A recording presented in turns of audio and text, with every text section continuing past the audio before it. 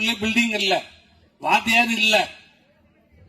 அப்படி இருந்த வாத்தியார் பார்த்தா சொல்றதுக்கு இல்ல, நம்பி அனுப்ப முடியல. இந்த ஆட்சியில பிள்ளைகளை நம்பி ஸ்கூலுக்கு அனுப்ப முடியல.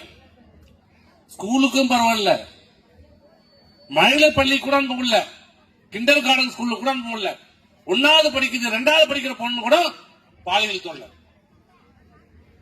இன்னைக்கு இந்த ஆட்சியில டெய்லி பேப்பரும் டிவியும் திறந்தா எது வருதோ இல்லையோ அங்க பெண் கற்பழிப்பு.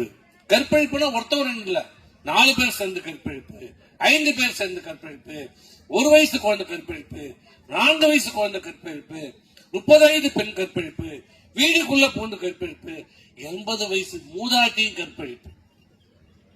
யாருமே இந்த ஆட்சியில விட்டு வைக்கல. யாருக்கு இந்த பாதுகாப்பு இல்ல. கேட்டா என்ன எல்லாம் அப்பான்னு நினைக்கிறாங்க. யாரடா அப்பான்னு சொல்லுவாங்க? மானங்கட்டத்தனமாகுது.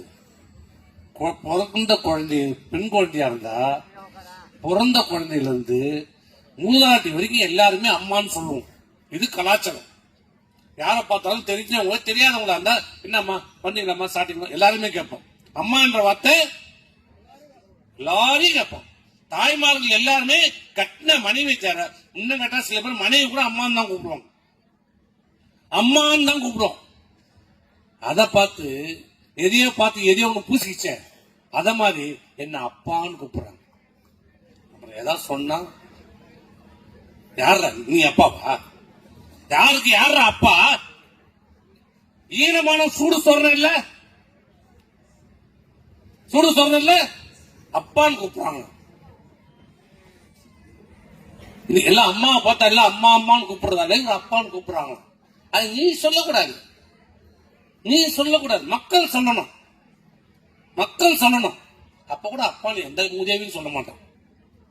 எந்த மானம் உள்ள ரோஷம் உள்ளவனும் இன்னொருத்தனை பார்த்து அப்பான்னு சொல்லவே மாட்டான்.